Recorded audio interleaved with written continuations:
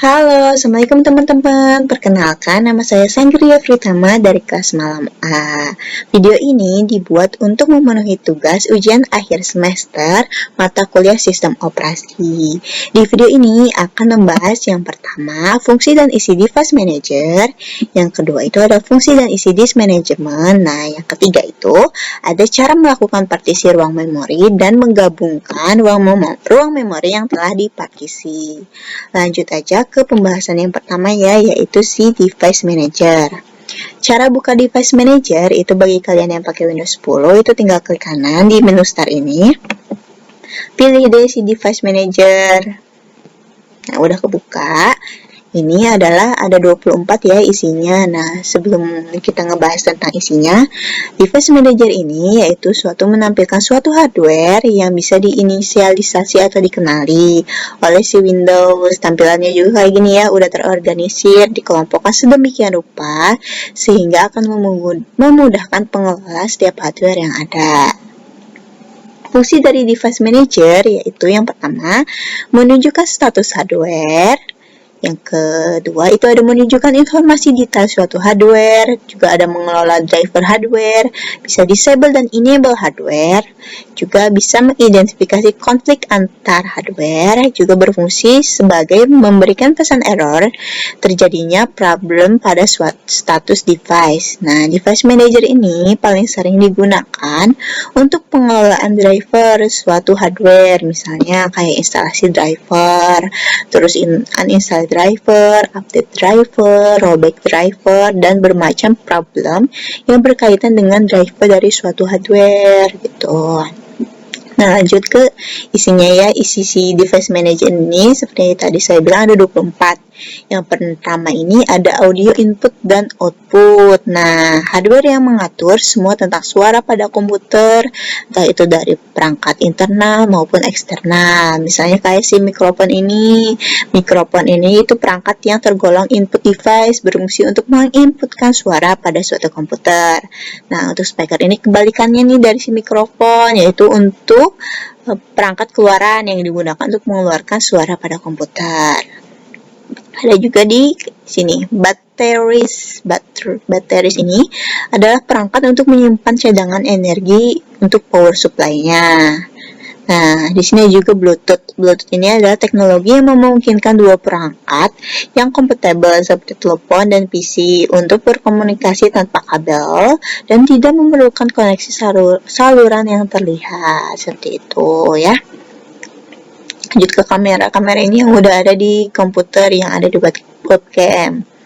Lanjut ke komputer. Komputer ini adalah alat yang dipakai untuk mengolah data menurut prosedur yang telah dirumuskan.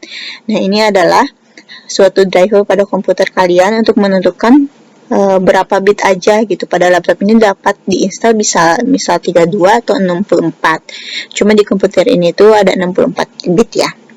Ada juga di sini ada disk driver. Nah, si disk driver ini adalah major secondary storage device. Pada kebanyakan komputer nih permintaannya untuk disk input-output di-generate oleh sistem file dan sistem virtual memory.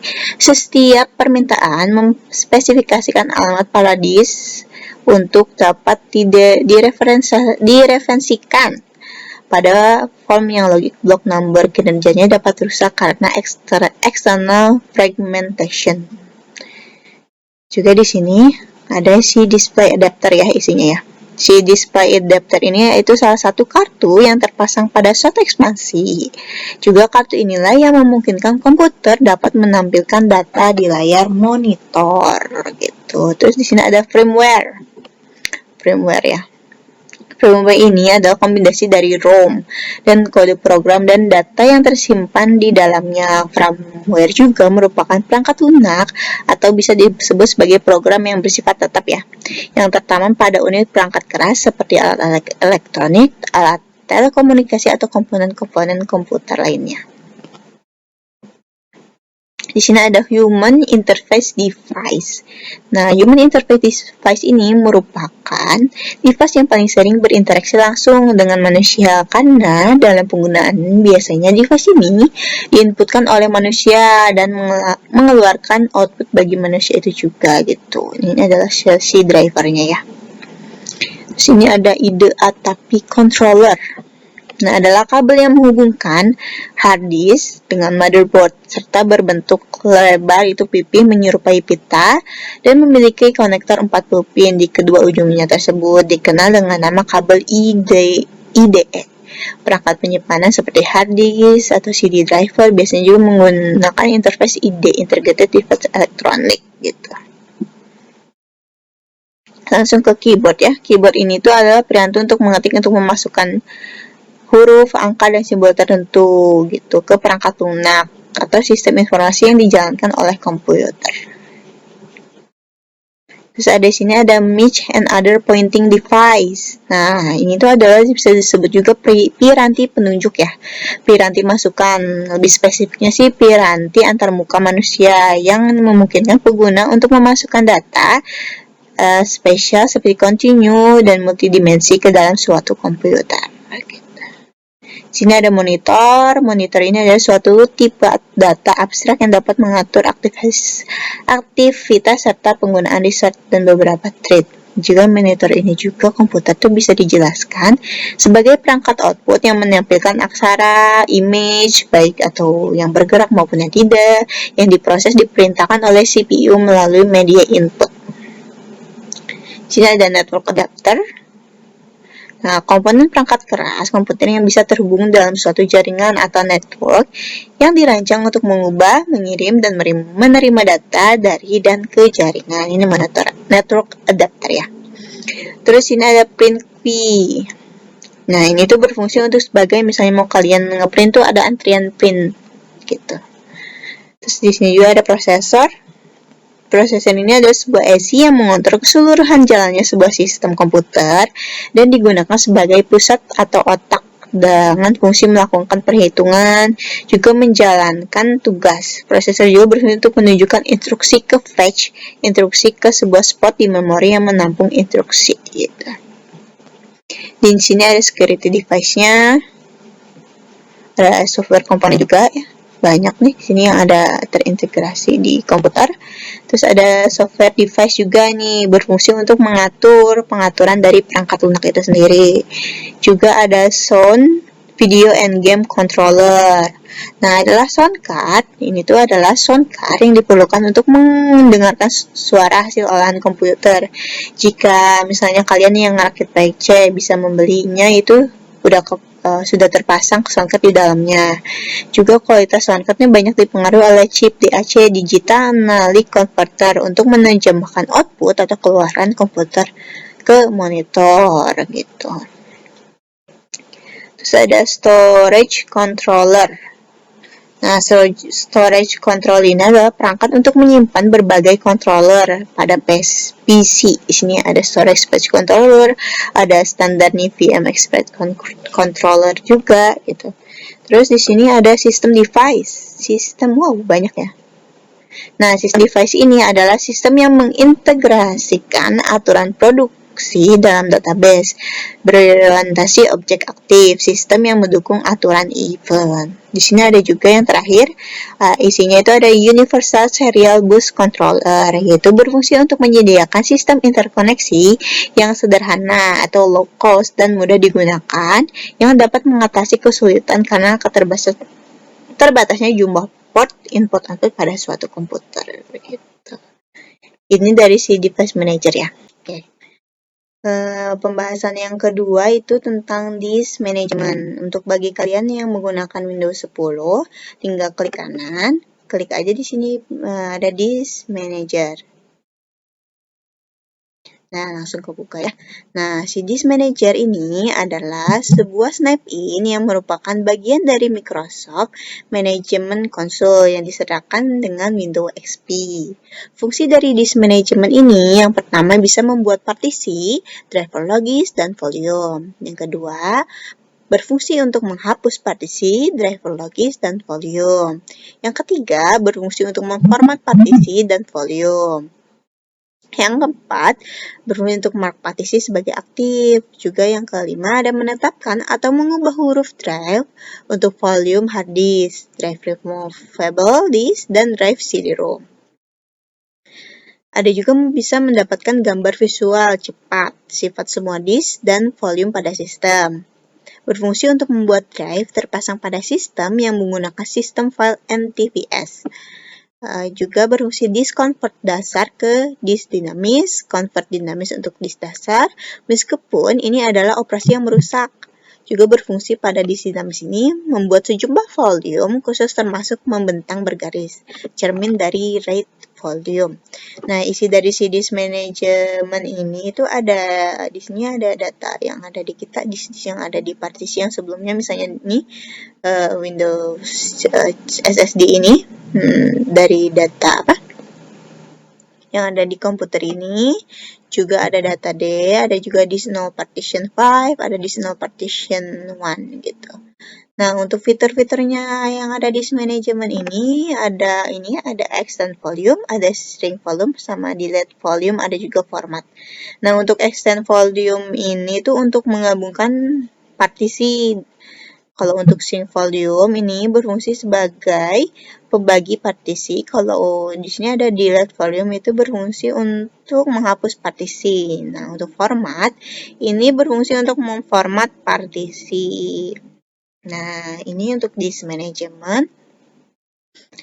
Kita lanjut ke pembahasan mengenai ini ya. Yang nomor 3-nya itu cara melakukan partisi ruang memori dan menggabungkan partisi ruang memori yang sudah dipartisi sebelumnya gitu. Nah, untuk yang pertama, bagi kalian yang pakai Windows 10, yaitu yang pertama itu buka disk management dengan cara klik kanan dan start menu lalu disk management seperti yang tadi ya yang saya tutorialkan sebelumnya, cara buka disk management. Nah, yang kedua yaitu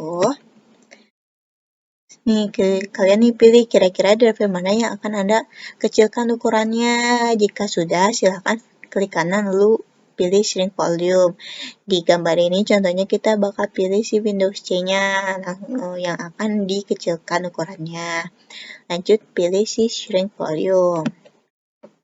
Yang ketiga, tunggu proses hingga muncul menu shrink seperti gambar di sini.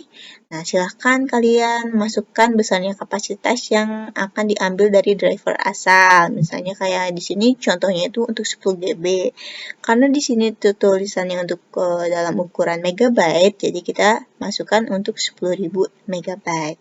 Tunggu, kemudian pilih shrink dan tunggu prosesnya sampai selesai. Yang keempat, jika benar, maka akan ada disk baru yang bernama unlocated yang berwarna hitam seperti ini ya. Ini unlocated. Yang kelima, yaitu langkah selanjutnya kita akan membuat partisi baru dengan unlocated tersebut dengan cara, jadi yang unlocated diklik kanan pada unlocated, lalu akan muncul menu seperti ini dan pilih new simple volume. Nah, akan muncul untuk volume wizard, klik next aja ini.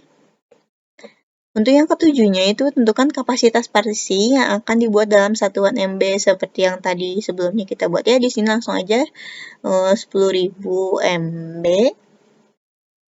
Contohnya gitu. Langsung klik next. Nah, tentukan drive letter atau pad misalnya D, E, G yang lainnya sesuai dengan pad yang masih tersedia atau yang belum terpakai misalnya. Yang D udah ada nih, jadi di contoh ini itu dipakai untuk namanya G. Langsung klik next. Ke-9 yaitu tentukan nama atau label partisi baru tersebut misalnya bisa data dan biarkan pilihan lain terpilih secara default terutama pilihan untuk format partisi baru tersebut lalu di sini ada next.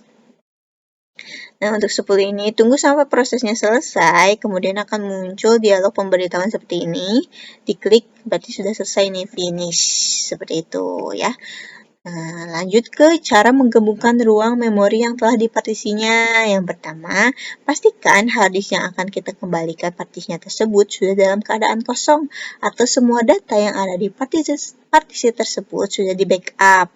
Karena ketika kita akan menghapus partisi tersebut dan menambahkan kembali pada drive sebelumnya. Nah, untuk buka si disk management ini sama sih untuk Windows 10 itu tinggal klik kanan di Start, terus nanti pilih si disk management. Cuman bisa juga nih cara lain, misalnya buka di My Computer atau di PC, diklik kanan, kemudian akan pilih kalian Manage, kemudian pilih di disk, akan keluar menu seperti ini, langsung pilih disk management. Yang keempat, klik kanan pada partisi yang akan dihapus, lalu klik delete volume. Misalnya di sini data D-nya mau dihapus, diklik kanan aja di data D-nya, langsung pilih delete volume. Nah, hati-hati ya, jangan salah klik pada partisi hard disk. Misalnya kalian salah klik, datanya bakal hilang gitu. Nah, setelah itu akan muncul notifikasi seperti ini, klik yes. Nah, kemudian klik kanan lagi pada partisi tersebut.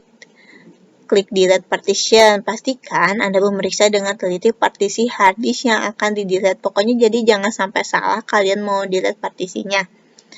Kemudian akan muncul notifikasi seperti ini. Klik yes lagi. Nah, maka hard disk akan menampilkan memori yang masih belum dialokasikan seperti berikut. Ini tuh belum dialokasikan, masih ada ya yang free-nya di sini unallocated-nya. Yang 9, nah klik kanan pada drive yang pernah kita sering, misalnya di sini D ya. Lalu kemudian kita klik extend volume. Nah, kemudian klik next pada ketika muncul seperti ini. Nah, lalu select pada alokasi yang kosong, kemudian klik next. Nah, setelah ini muncul seperti ini, lalu klik finish. Nah, cukup sekian penjelasan dari saya. Mohon maaf apabila masih ada kekurangan, karena saya masih dalam tahap belajar. Terima kasih sudah menonton video ini. Wassalamualaikum warahmatullahi wabarakatuh.